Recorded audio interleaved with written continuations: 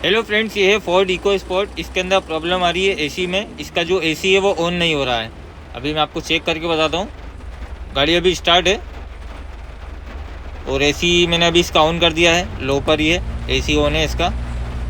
और कूलिंग इसके अंदर बिल्कुल भी नहीं आ रही है, थोड़ी बहुत भी नहीं आ रही है। और इसके अंदर जो प्रॉब्लम आ रही है वो इसका कंप्रेसर इसका काम नहीं कर रहा है। आप देख सकते हो सबसे नीचे के साइड में इसका कंप्रेसर है, अल्टरनेटर के नीचे।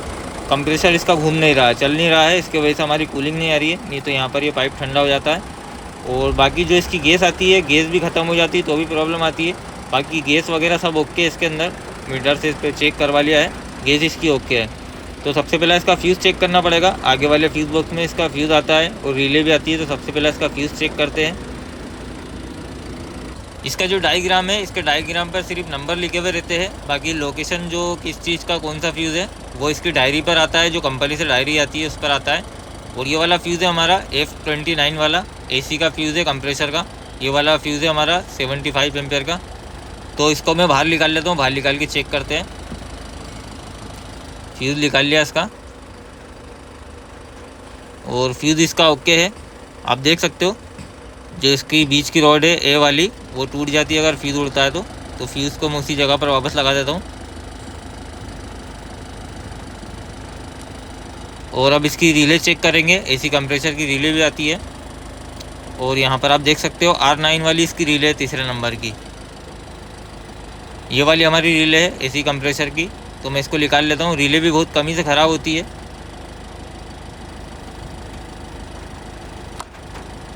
रिले इसकी आ गई है बाहर और रिले मेरे को ओके दिख रही है, क्योंकि ओरिजिनल रिले है ये। बहुत कमी से ये रिले ख़राब होती है। तो अब इस पर सप्लाई चेक करेंगे। इसमें 4 पिन आती है, चारों पिनों पे सप्लाई चेक करेंगे। टेस्टिंग लैंप से सप्लाई चेक करेंगे। सबसे आगे वाली जो पिन है इस पर 12 वोल्ट प्लस आता है, इस वाली पिन पे। और एक जो कोने वाली पिन है ये वाली, इस पर भी 12 वोल्ट प्लस आता है।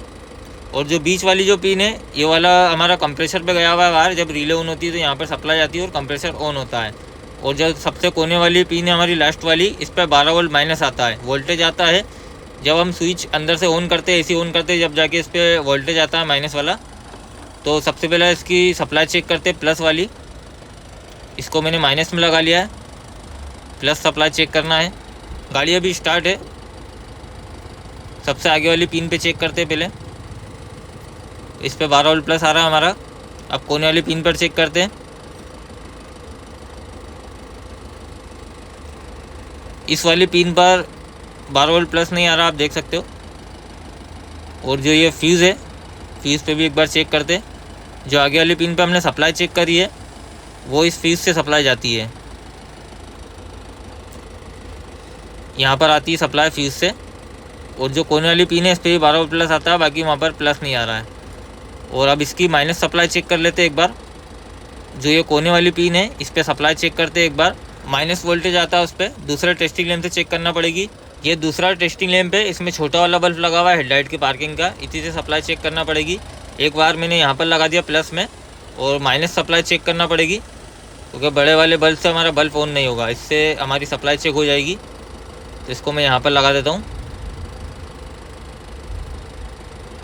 तो इसको मैंने यहाँ पर लगा दिया है कोने वाली पिन पर। और अब इसका एसी ऑन करते हैं। एसी ऑन करने पे यहाँ पर माइनस सप्लाई आएगी, बल्ब हमारा ऑन हो जाएगा। तो एसी हमारा ऑन हो गया है, ऑटो पे करा मैंने। और आप देख सकते हो बल्ब इसका ऑन हो गया हमारा। यहाँ तक हमारी सप्लाई ओके है, सप्लाई आ रही है यहाँ पर। एक बार मैं इसको ऑफ़ करके भी देख लेता हूँ। यहाँ से ऑफ़ कर देता हूँ। टेस्टिंग लैंप हमारा बंद हो गया है। यहाँ तक जो सप्लाई हमारी माइनस वाली जो वोल्टेज वाली सप्लाई भी हमारी ओके है। यहाँ पर सप्लाई भी आ रही है। इसके अंदर जो प्रॉब्लम आ रही है वो इसके प्लस की प्रॉब्लम आ रही है। जो ये कोने वाला वायर है इस पर 12 वोल्ट प्लस नहीं आ रहा। यहाँ पर प्लस आएगा तो रिले हमारी ऑन हो जाएगी और कंप्रेसर हमारा ऑन हो जाएगा। तो इससे प्रॉब्लम आ रही है। बाकी रिले हमारी ओके है, रिले ख़राब नहीं है, सप्लाई की प्रॉब्लम है। तो वायरिंग चेक करना पड़ेगी। इसकी वायरिंग भी कहीं से कटी हो सकती है, यहाँ कहीं से भी कटी हो सकती है। और इसके सेंसरों की वायरिंग भी कट जाती है तो भी प्रॉब्लम आती है। एक जो सबसे आगे बम्पर पे लगा हुआ रहता है सेंसर, यहाँ पर आपको दिखाता हूँ मैं। ये जो सेंसर है ये भी एसी का सेंसर है, टेम्परेचर वाला सेंसर है ये। इसके वायर कट जाते हैं तो भी प्रॉब्लम आती है कि हमारा एसी जो है वो ऑन नहीं होता है। और एक अंदर भी आता है इसका थर्मो सेंसर स्विच आता है एक और, वो मैं आपको दिखा देता हूँ। ये वाला जो कवर है इसको ओपन करना पड़ेगा। इसकी जो अंदर वाली कॉइल है उसके अंदर लगा हुआ रहता है सेंसर, वो उसकी वायरिंग जो है वो बाहर से ही रहती है। वो यहाँ पर आप देख सकते हो, थोड़ा मैं आपको इधर से दिखा देता हूँ।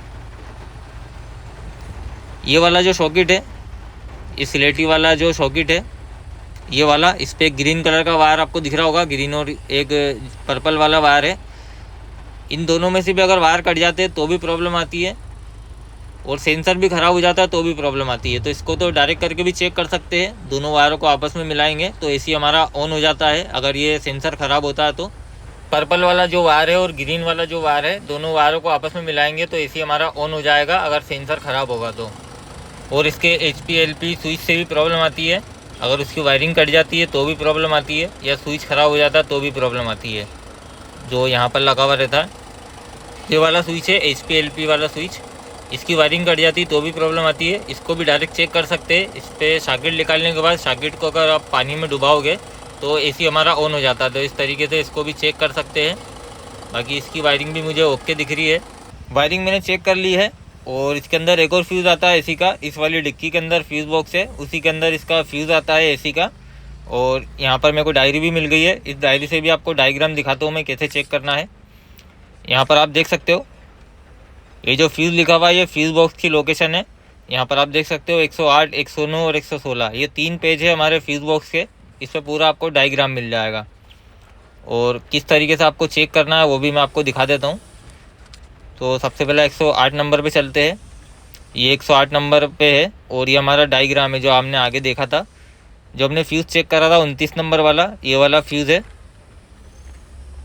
और यहाँ पर आप देख सकते हो ये 29 नंबर वाला है, 75 एम्पियर का एयर कंडीशन क्लच रिले। ये हमारा जो क्लच होता है एसी कंप्रेसर का है ये वाला फ्यूज़। और रिले भी चेक करी थी इसके आगे, उसका भी दिखाता हूँ आपको मैं।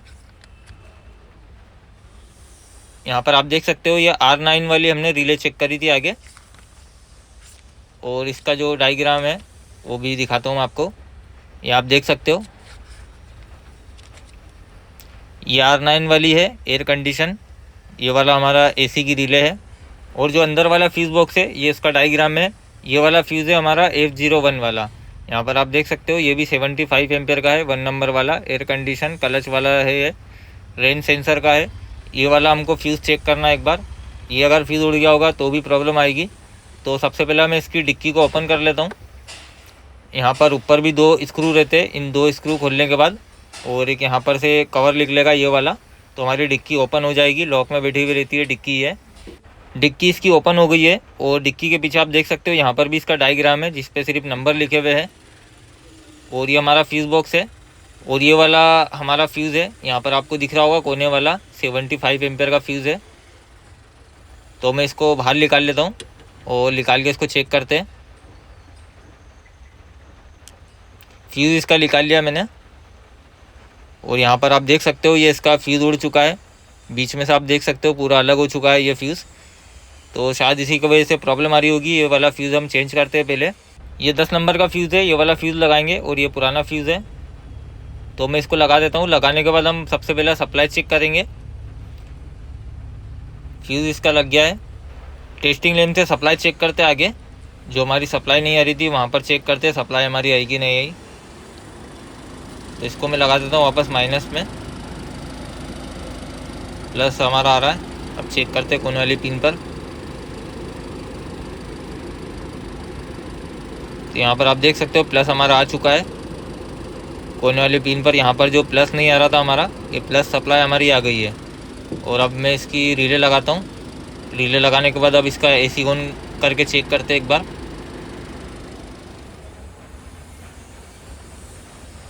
एसी को ऑन करते हैं, ऑटो पे कर लेता हूँ मैं इसको। एसी ऑन हो गया है, और इसको मैं लो पर कर लेता हूँ। एसी हमारा ऑन हो गया है। अब चेक करते हैं इसका कंप्रेसर, चेक करते हैं कंप्रेसर हमारा ऑन हुआ कि नहीं। कंप्रेसर ऑन हो गया है, आपको दिख रहा होगा नीचे जो नीचे वाला जो आगे की पुली है वो घूम नहीं रही थी। और फ़ैन भी हमारा चल रहा है, फ़ैन और कंप्रेसर दोनों ऑन हो गए। और जो ये पाइप है, पाइप भी पूरा ठंडा हो गया है। ये हमारा कूलिंग का पाइप है और एसी हमारा ऑन हो चुका है, कूलिंग आ चुकी है हमारी, पूरी पूरी प्रॉपर हमारी कूलिंग आ रही है। तो इसके अंदर जो प्रॉब्लम थी वो इसके फ्यूज़ की प्रॉब्लम थी, जो अंदर वाला फ्यूज़ उड़ गया था उसकी वजह से यहाँ तक रिले पे सप्लाई नहीं आ रही थी। इसकी वजह से हमारी रिले ऑन नहीं हो रही थी और एसी भी हमारा ऑन नहीं हो रहा था। तो ये हमारी प्रॉब्लम सोल्व हो गई है।